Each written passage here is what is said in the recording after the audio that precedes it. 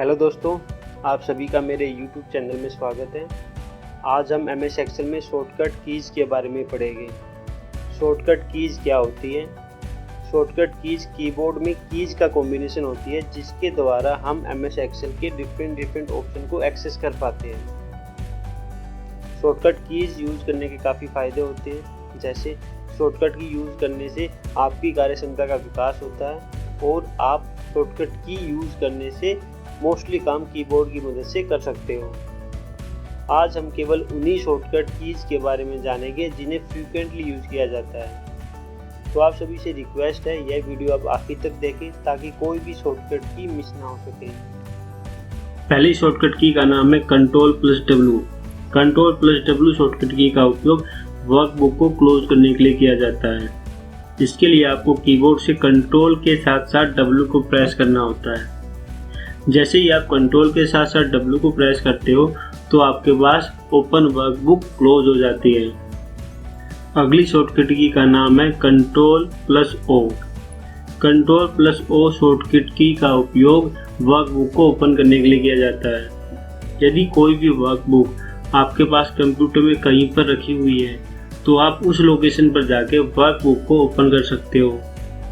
तो उसके लिए आपको कीबोर्ड से कंट्रोल के साथ O को प्रेस करना होता है। जैसे ही आप कंट्रोल के साथ साथ O को प्रेस करते हो तो हमारे पास एक ओपन डायलॉग बॉक्स ओपन होता है।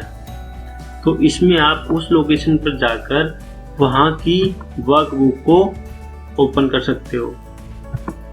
देखिए, जैसे मैंने एक वर्कबुक को ओपन कर लिया है। अगली शॉर्टकट की का नाम है Alt+H। Alt+H शॉर्टकट की का उपयोग होम टैब के अंदर जाने के लिए किया जाता है। यदि मैं कीबोर्ड से Alt की के साथ साथ H को प्रेस करता हूँ तो मुझे होम टैब के अंदर काफ़ी सारे ऑप्शंस दिखाई देंगे। फर्दर वहाँ पे मुझे काफ़ी टूल टिप्स दिखाई दे रहे हैं। अब मैं उन टूल टिप्स का भी उपयोग वहाँ टूल टिप्स पे जो वैल्यू दे रखी है उनको कीबोर्ड से प्रेस कर यूज़ कर सकता हूँ। जैसे अभी के लिए मैं कीबोर्ड से 1 प्रेस करता हूँ तो मेरा जो टेक्स्ट सेलेक्ट है वो बोल्ड हो जाएगा। देखिए, मेरा टेक्स्ट बोल्ड हो चुका है। अगली शॉर्टकट की का नाम है Ctrl+S। Ctrl+S शॉर्टकट की का उपयोग वर्कबुक को सेव करने के लिए किया जाता है। यदि आप कीबोर्ड से कंट्रोल की के साथ साथ S को प्रेस करते हो तो आपके पास सेव एज का एक डायलॉग बॉक्स ओपन होगा जहां पर आप सूटेबल नाम देकर वर्कबुक को सेव कर सकते हो। चलिए, मैंने यहाँ पे वर्कबुक को बुक 2 ही नाम दिया है और मैंने वर्कबुक को सेव कर लिया है। Ctrl+C शॉर्टकट की का उपयोग टेक्स्ट को कॉपी करने के लिए किया जाता है।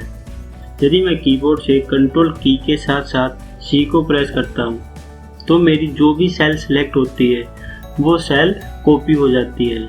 ध्यान रखिए, ये सेल क्लिपबोर्ड में कॉपी हुई है। जब तक आप इसको पेस्ट नहीं करोगे ये क्लिपबोर्ड में ही रहेगी for the limited period of time. हमारी अगली शॉर्टकट की का नाम है Ctrl+V।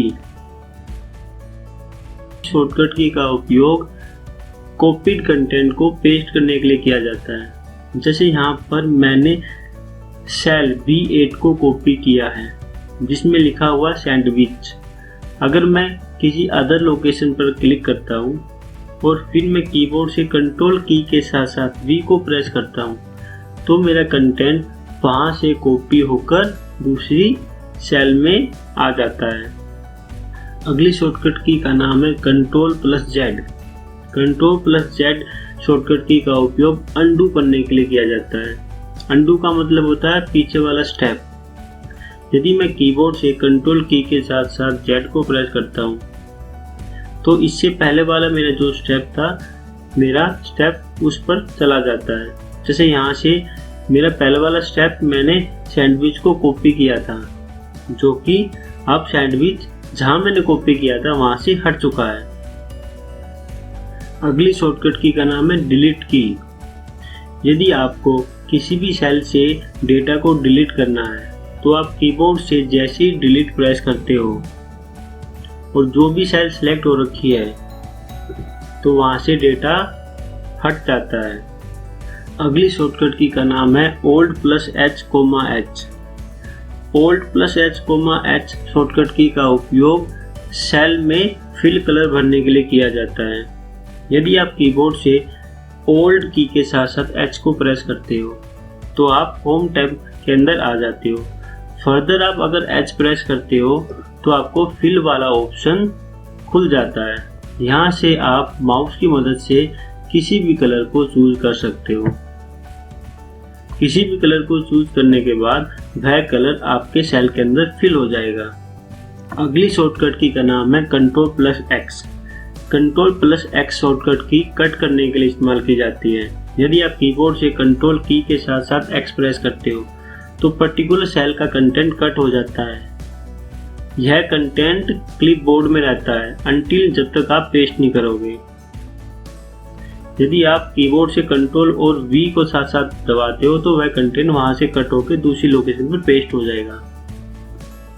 अगली शॉर्टकट की का नाम है Alt+N।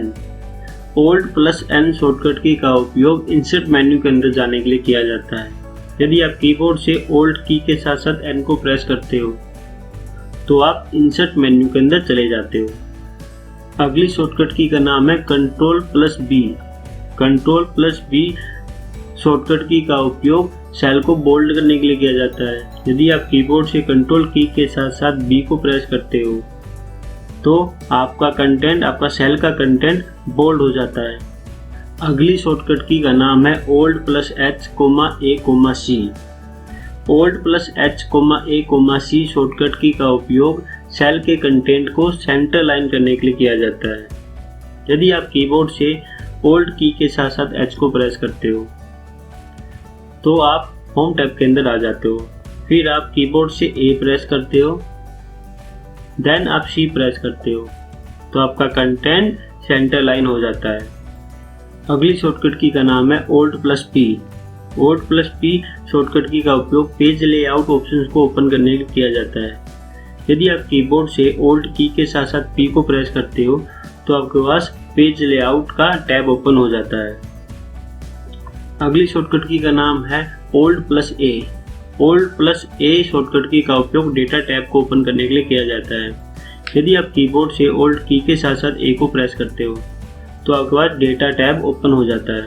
अगली शॉर्टकट की का नाम है Alt+W। Alt+W शॉर्टकट की का उपयोग व्यू टैब ओपन करने के लिए किया जाता है। यदि आप कीबोर्ड से Alt की के साथ साथ W को प्रेस करते हो तो आपके पास व्यू टैब ओपन हो जाता है। अगली शॉर्टकट की का नाम है Shift+F10। यदि आप कीबोर्ड से शिफ्ट की के साथ साथ F10 को प्रेस करते हो तो आपके पास कंटेक्स्ट मेन्यू ओपन हो जाता है।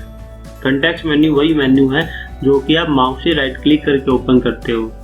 अगली शॉर्टकट की का नाम है Alt+H, B। Alt+H, B shortcut की का उपयोग बॉर्डर लगाने के लिए किया जाता है।